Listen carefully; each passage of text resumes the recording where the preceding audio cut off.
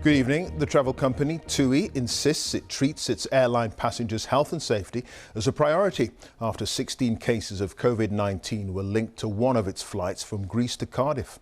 All 193 people on board now have to self-isolate for 14 days, amid claims from some passengers that cabin crew failed to challenge those on board who were not wearing face coverings.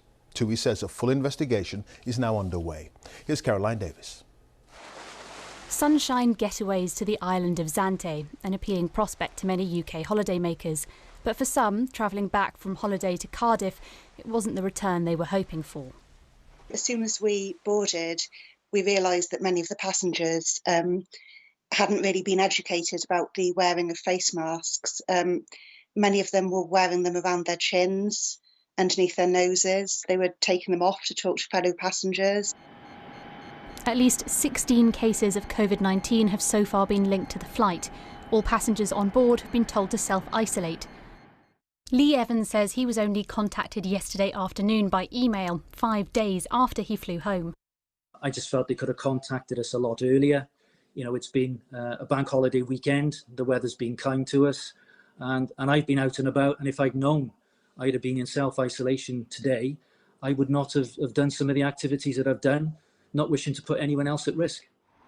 The airline that ran the flight, TUI, have said they were only made aware of the cases by Public Health Wales yesterday.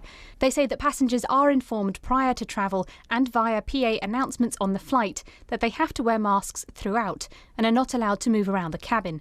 Masks can only be removed when consuming food and drink.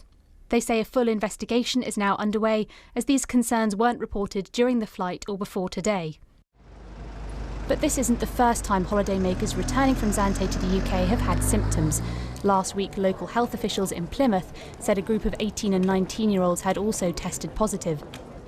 Zante itself has introduced its own restrictions, including closing restaurants, bars, clubs and cafes at midnight and banning more than 4 people at restaurant tables.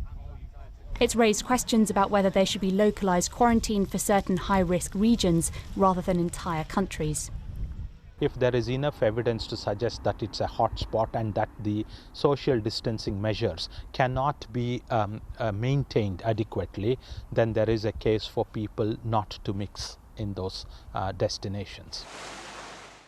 It's not currently the government policy to enforce quarantine for regions, islands or cities.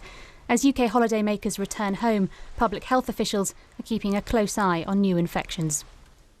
Let's just pick up on that final point, Caroline. I mean, there is going to be a renewed focus on the suggestion that there should be better targeting of quarantine measures for particular parts of particular countries. And this is something that holidaymakers and the travel industry have been talking about for a while. Possibly in the opposite direction. They've been saying that when a certain region of a country has a low number of COVID cases, but the whole country has got a higher number and so is on the quarantine list, perhaps that needs to be reconsidered.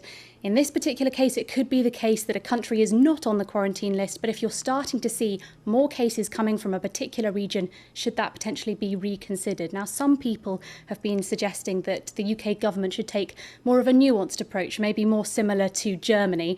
Grant Shapps, the Transport Secretary, has previously said that it's difficult to impose restrictions in that way, what he says is a granular level. That's because he says lots of other countries don't have the same testing capacity that the UK has, so wouldn't necessarily have the same insight into the regional levels. So at the moment, it doesn't look like the government policy is changing on this. OK, Caroline, thank you. Caroline Davies there.